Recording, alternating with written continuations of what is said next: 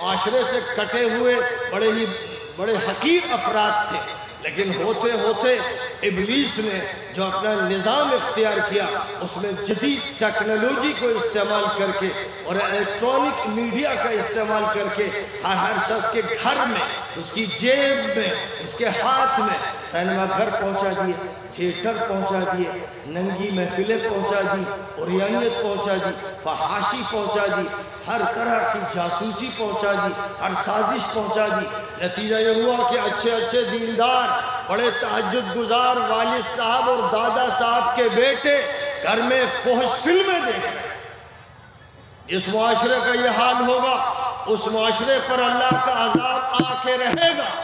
اور کوئی اس عذاب کو روک نہیں سکے گا۔ کبھی کسی قوم کو مسلط کیا جائے گا، کبھی کسی حکومت کو اللہ کی طرف سے آرڈر ہوگا کہ ان کو کرش کر دو، ان کو کچل کے رکھ دو۔ کبھی آپس میں آگ لگے گی خانہ جنگیوں کی اور ایک حلقہ دوسرے حلقے کو مار کے کاٹ کے ختم کر دے گا۔ طرح طرح کے عذاب آئیں گے۔ اگر یہ صورتحال نہیں، اگر ہمارے جوانوں میں یہ شعور پیدا نہ ہوا کہ آپ جب موبائل کو ہاتھ میں لیتے ہو تو ڈائریکٹ آپ کا رابطہ طلبیب سے ہوتا ہے، آپ اس وقت یہودیوں کے ہاتھ کے کھلونا ہوتے ہو، ابلیس دیکھ دیکھ کر ناچتا ہے اور شیطان رقاصی کرتا ہے اور آپ کے اوپر قہقہے لگاتا ہے اور یہ کہتا ہے کہ یہ عبدالعلیم اور عبدالکریم اور عبدالرحمن کا بیٹا، اس کو ہم باپ سے جدا کر دیں گے، دادا سے جدا کر دیں گے اور اس کو اتنا عیاش بنائیں گے، اتنا بدماش بنائیں گے، ایسا مجرم بنائیں گے، ایسا قاتل بنائیں گے کہ اپنی بہن پر ڈاکہ ڈالے گا، یا اپنی ماں کے خلاف بات کرے گا، یا اپنے ماحول کو گندا اور ناپاک بنائے گا۔ ہم ان کا استعمال ایسا کریں گے جس طرح سے یہودیوں کے پروٹوکول میں آج سے 100 سال بھی پہلے جو حکماء صہیون کہلاتے ہیں، ایلڈرز آف زیونسٹ کہلاتے ہیں، انہوں نے جو اپنا پروٹوکول تیار کیا تھا اس میں طے کیا تھا کہ ہم دنیا کی قوموں کے جوانوں کو کھیلوں میں، بدمستیوں میں، فحاشی میں اس طرح سے ڈبو دیں گے اور اس کی دلدل میں ایسا پھنسا دیں گے کہ ان کے اندر مقابلے کی طاقت نہیں رہے گی۔ پھر وہ وقت بھی آئے گا کہ ہم فلسطین میں اسرائیل قائم کریں گے اور تمام عرب ممالک کو گھٹنے ٹیکنے پر مجبور کر دیں گے اور ان کے حکمرانوں کی پیشانیوں کو اپنے در پہ جھکائیں گے اور ان کو ذلیل کریں گے، رسوا کریں گے، ان کے ملکوں کا پیسہ لیں گے، پٹرول لیں گے، سونا لیں گے اور آگے بڑھ کر ان کے ملکوں کی عزت لوٹیں گے۔ ان کی عورتوں کو ہم رقاصوں میں تبدیل کر دیں گے اور طوائفوں میں تبدیل کر دیں گے۔ جزیرۃ العرب جس کو محمد عربی علیہ السلام نے فتح کیا تھا، وہاں ہی کا وہ علاقہ جس کو امارات کہتے ہیں، یہ ظالموں اور مجرموں کے رجواڑے، دبئی سے لے کر ابو ظبی تک یہ رجواڑے، مجرموں اور عیاشوں کے رجواڑے یہ قائم کیے تھے انگریزوں نے، اور انگریزوں نے پھر اسرائیل قائم کروا کر آج صہیونیوں کو اس طرح وہاں مسلط کر دیا کہ آپ پڑھتے ہوں گے اخبارات میں، یہ قانون پہلے آیا کہ کوئی اجنبی مرد کسی اجنبی عورت کو لے کر کسی بھی ہوٹل میں کوئی کمرہ بک کر سکتا ہے۔ ہوٹل کے ذمہ دار کو اس کی اجازت نہیں ہوگی تو یہ پوچھے کہ یہ تیری رشتے میں کیا ہے، اس کا حق نہیں ہوگا۔ اس کے بعد ابھی 2-3 دن پہلے یہ بھی بات آ گئی کہ اب اس کی بھی اجازت ہے کہ قہوہ گری کے اڈے جزیرۃ العرب میں قائم کیے جائیں۔ آپ کو یہ معلوم ہوگا کہ بدھا کا اسٹیچو جزیرۃ العرب میں امارات کے خطے میں قائم کیا گیا۔ آپ کو معلوم ہوگا کہ باقاعدہ وہاں پر بتوں کے معبد کا افتتاح کرایا گیا اور ایک بہت بڑے شرک کے اڈے کو قائم کرنے کی تیاریاں ہو رہی ہیں۔ آپ کو معلوم ہوگا کہ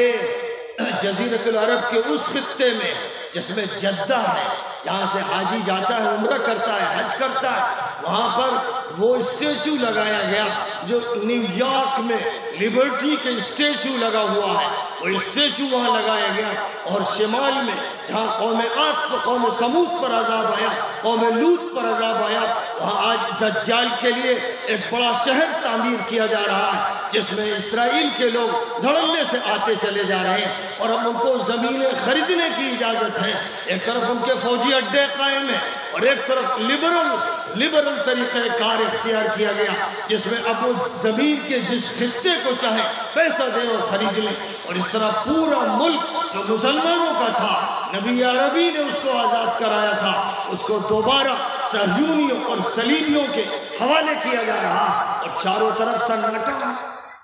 اور اس سناٹے میں سب سے زیادہ مولوی، مفتی، قاضی، ملا، شیخ و صوفی مبتلا ہے، جن کی زبانوں پر تالے لگ گئے ہیں۔ یہ اس امت کے احبار ہیں، یہ اس امت کے رہبان ہیں، یہ وہ لوگ ہیں جن کو اللہ کو چھوڑ کر ارباب بنا لیا گیا، یہ وہ لوگ ہیں جو ظالم حکمرانوں کے ساتھی ہیں، یہ ان کے تلوے چاٹنے والے مجرم ہیں۔ جب تک امت ان سے آزاد نہیں ہوگی اس وقت تک یہ امت آزادی کی خوشبو سونگھ نہیں سکے گی، اور یہ اس راستے پر نہیں پڑ سکے گی جس راستے پر اس کو پڑھنا ہے، تاکہ یہ دجال کا مقابلہ کرے، دجالی تحریکات کا اور سازشوں کا مقابلہ کرے۔ اے میرے بزرگوں، اے جوانوں، پورنیہ کے جوانوں، قسم کھا لو کہ جو کام محمد بن قاسم نے کیا تھا، جو کام محمد بن فاتح نے کیا تھا، جو کام حضور پاک علیہ السلام کے نوجوان اصحاب نے کیا تھا، جس کام کے لیے حضور نے عتاب ابن اسید کو مکے کا گورنر بنایا تھا جب وہ 18 سال کے تھے، جس کام کے لیے حضور نے اسامہ ابن زید کو سپر پاور اور رومن امپائر سے ٹکر لینے کے لیے قائد بنایا تھا جب وہ 18-19 سال کے تھے۔ اے نوجوانوں، تم بھی یہ طے کر لو کہ اب نئے دور کی قیادت تمہارے ہاتھ میں آئے گی، اور تم یہ طے کر لو گے کہ معاشرے کا سدھار ہر فرد سے شروع کیا جائے گا، ہر فرد کو صحیح معنی میں توحید کا سبق پڑھایا جائے گا، رسالت کا سبق پڑھایا جائے گا، آخرت کا سبق پڑھایا جائے گا، ہر نوجوان کو آزادی سے روشناس کرایا جائے گا، ہر نوجوان کے اندر حیا اور شرم پیدا کی جائے گی، ہر نوجوان کو پریچر اور داعی کی حیثیت عطا کی جائے گی، ہر نوجوان کو قیادت کی خوبو پیدا کی جائے گی، تاکہ دوبارہ وہ اس جدوجہد کو شروع کر دے جس سے قومیں اور ملتیں آزادی حاصل کرتی ہیں۔ ضرورت اس بات کی ہے، جب تک یہ عمل نہیں ہوگا تو پھر ہر طرح کے واقعات ہوں گے۔ آج بڑا چرچا ہے سوشل میڈیا پر عائشہ نامی ایک لڑکی کا، اور ایک مجرم اور بدماش عارف نامی ایک لڑکے کا، لڑکا راجستھان کا اور لڑکی گجرات کی، احمد آباد کی۔ ایک لڑکی خودکشی کرتی ہے، عائشہ اس کا نام ہے، اور کہتی ہے کہ میں خودکشی اس لیے کر رہی ہوں کہ میرے والد اور میری والدہ اس شوہر کی وجہ سے پریشان ہے جس نے 1.5 لاکھ روپیہ جہیز کا لے لیا اور بار بار اس کے مطالبے ختم ہونے کو نہیں آتے۔ یاد رکھو مسلمانوں، یاد رکھو، تم میں سے جو بھی جہیز کا مطالبہ کرے، نوجوان کرے، شادی کرنے والا کرے، اس کا باپ کرے، اس کی ماں کرے، تو یاد رکھنا کہ یہ ملیچ، نالی کے کیڑے، گندے، ذلیل، حقیر، بے دین، بے ایمان لوگ جو مطالبہ کرے اس کا جہیز دینا ہے، یہ ذلیل لوگ ہیں۔ اللہ نے جب قرآن میں فرمایا الرجال قوامون علی النساء بما فضل اللہ بعضهم علی بعض وبما انفقوا من اموالهم، مردوں کو گھر کی ذمہ داری دی گئی ہے، حاکم نہیں بنایا، وہ قوام ہے۔ گھر کی ذمہ داری مردوں کو سونپی گئی ہے 2 وجہ سے، ایک یہ کہ مردوں کی جو ساخت ہے، جو ان کی بناوٹ ہے، اس میں مضبوطی ہے، ان کی ہڈی، ان کے پٹھے سب مضبوطی رکھتے ہیں، لیکن دوسری بات یہ فرمائی گئی اس لیے کہ مرد ہی کو سارے خرچے کرنے ہیں۔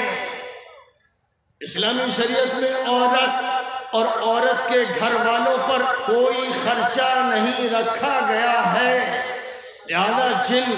لڑکے والوں کی طرف سے، لڑکے کی طرف سے عورت کے گھر والوں سے خرچے کا مطالبہ ہوتا ہے، جہیز کی شکل میں، دعوت کی شکل میں، باراتی کے نام سے جو ڈکیت، بھوکے ننگے لچے پہنچتے ہیں بھیڑ لے کر تاکہ لڑکی کے گھر میں دعوتیں چاٹیں، ایسے لوگ اور ان کے ساتھ جو مولوی ملا شریک ہوتے ہیں، ایسے منافق احبار و رہبان کے نمائندے، یہ وہ لوگ ہیں ان کا بائیکاٹ کرنا ضروری ہے۔ جب تک ان کا بائیکاٹ نہیں کرو گے اور معاشرے سے ان کو کاٹ کر نہیں پھینک دو گے، ایسے لڑکوں کو جو جہیز کا مطالبہ کریں، ایسے لڑکوں کو جو لڑکی والوں کی طرف سے پیسے کا مطالبہ کریں، یہ نہایت حقیر، نہایت ذلیل، قرآن کے دشمن، حدیث کے دشمن، گندے اور ناپاک لوگ ہیں۔ معاشرے میں ان کا بائیکاٹ ہونا چاہیے، ان کی شادیوں پر پابندی لگ جانی چاہیے۔ جاؤ تم کسی جنوں کے دیش میں، وہاں جا کر جنوں سے شادی کرو، جاؤ کہیں جا کر مرو۔ آج جو صورتحال ہے کہ مسلم اور غیر مسلم کی شادیاں ہو رہی ہیں، بڑا شکوہ ہے لوگوں کو کہ مسلمان لڑکیاں ہندو لڑکوں کے ساتھ چلی جاتی ہیں، اور کبھی یہ ہوتا ہے ہندو لڑکیاں مسلمان لڑکوں کے ساتھ چلی جاتی ہیں۔ کو ایجوکیشن کا یہ لازمی اور طبعی نتیجہ ہے، اور اسی طرح جو اختلاط کی نمائشیں ہیں ان کے یہ سب نتائج ہیں۔ اور یوگی جی نے ہمارے ہاں جب پابندی سخت لگائی کہ ہم ایسی شادی نہیں ہونے دیں گے، یعنی جس میں دھوکہ دے کر، جھوٹ بول کر، رجھا کر مذہب بدلا گیا، تو میں نے کہا کہ بالکل اچھا کیا، اس لیے کہ یہ مسلمان بات سے سدھرتے نہیں، لات سے ہی ٹھیک ہوتے ہیں، اس لیے ان کو ڈنڈا لگنا چاہیے۔ کیوں شادی کی تم نے غیر میں؟ کیا ضرورت پڑی تھی؟ اس کی نوبت کیوں آئی؟ تمہارے گھر میں، تمہارے مسلم معاشرے میں ہزار لاکھوں لڑکیاں بیٹھی ہیں، 30 سال عمر، 35 سال عمر، 40 سال عمر ہو رہی ہے، اور مسائل ان کے حل نہیں ہو رہے۔ مسائل کو حل کرنے کے لیے نبی پاک علیہ السلام نے مدینہ منورہ میں، جہاں آپ کے ہاتھ میں نظام آیا، مواخات اور بھائی چارے کا نظام قائم فرمایا، اور اسی کے ساتھ ساتھ معاشرے کو صحیح بنیادوں پر قائم کیا۔ کسی عورت کی شکایت باقی نہیں رہی، اور شکایت ہوئی تو حل کیا گیا، کسی مرد کی شکایت باقی نہیں رہی اور ہوئی تو حل کیا گیا۔ مجھے بتائیے آپ نے کیسے اس کو جائز قرار دیا کہ پوری شریعت اسلامیہ کے 2 صفحے 4 صفحے جن کو پرسنل لا کہہ دیا گیا، یہ پورے اسلام کا ایک چھوٹا سا حصہ ہے، آپ نے اس پر قناعت کیوں کی؟ آپ کہیں گے کہ ہم کیا کریں، ہم مجبور ہیں، حکومت نے مسلط کر دیا، انگریزوں نے پرسنل لا کی اجازت دی، اس لیے اتنی اجازت کو ہم نے قبول کیا، آنکھوں میں سجایا، سر پہ رکھا، اور پرسنل لا ہو گیا، اور روڈ ہو گیا، اور اس کے بعد اب جو بات ہونی ہے بس نکاح کی ہونی ہے، اور طلاق کی ہونی ہے، اور میراث کی ہونی ہے، اور ہبہ کی ہونی ہے۔ ہمارا جو چھوٹا سا آئلی نظام ہے بس اس کی بات ہونی ہے۔ قرآن کی آیتیں نکالیے، پرسنل لا جس کو آپ کہتے ہیں، اور یہ جھوٹ ہے، یہ پرسنل لا قرآن سے اور حدیث سے تعلق کہیں نہیں رکھتا، وہاں تو آئلی قوانین ہیں، ازدواجی زندگی کے قوانین ہیں، معاشرتی قوانین ہیں، معاملاتی قوانین ہیں، تمدنی قوانین ہیں، سیاسی قوانین ہیں، تعلیمی قوانین ہیں۔ ایک چھوٹا سا یہ چتھڑا لے کر جو لوگ بیٹھ گئے، کیسے ان کے لیے جائز ہوا؟ اللہ کہتا ہے ثم جعلناک علی شریعت من الامر، ہم نے تم کو شریعت حقہ پر قائم کیا، شریعت پر ایک جامع شریعت دی گئی۔ آپ شریعت کا سودا کرنے والے کون؟ آپ 1935 1972 اور 1900 فلاں اس چکر میں کیوں پڑے؟ اور 1400 ساڑھے 1400 سال پہلے کا منظرنامہ کہاں غائب ہو گیا؟ ثم جعلناک علی شریعت من الامر کہاں غائب ہو گیا؟ حضرت مولانا ابو المحاسن سجاد صاحب کہ اللہ تعالیٰ روح پرفتوح کو خوب نوازے، انہوں نے امارت شریعہ کا نظام قائم کیا۔ وہ چاہتے تھے کہ پورے ہندوستان میں یہ نظام قائم ہو، لیکن کم از کم بہار میں قائم کیا، اور اسمبلی میں بھی انہوں نے شرکت کی، اور ظاہر ہے ان کے ذہن میں جو نظام تھا وہ ایک بڑے قانون کا اور بڑے نظام کا ایک سوچ تھا اور منصوبہ تھا، لیکن بہرحال اللہ کی طرف سے منتقل کر دیے گئے۔ لیکن یہ کام ہے جو اس امت کو دیا گیا 1450 سال پہلے کہ یہ امت اس پورے نظام کو لے کر چلے گی، اور اس امت کے لیے جائز نہیں ہوگا کہ کوئی فیصلہ جو اللہ و رسول کے خلاف ہے کسی بھی سلسلے میں ہو اس کو یہ امت قبول کر لے۔ اس کی ذمہ داری ہے کہ یہ کوشش کرتی رہے،